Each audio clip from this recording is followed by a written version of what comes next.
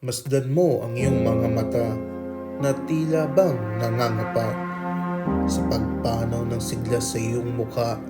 Lungkot at poot ay nanatili na. Ngiti at saya mong nakakatuwa, lambing mong hindi nakakasawa.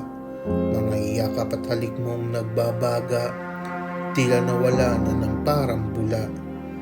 Mga pangarap at pangakong binuo ng panahon, mga oras at minutong nilaan sa pagkakataon, na kahit si Bathala o sino man ay hindi mapipigilan.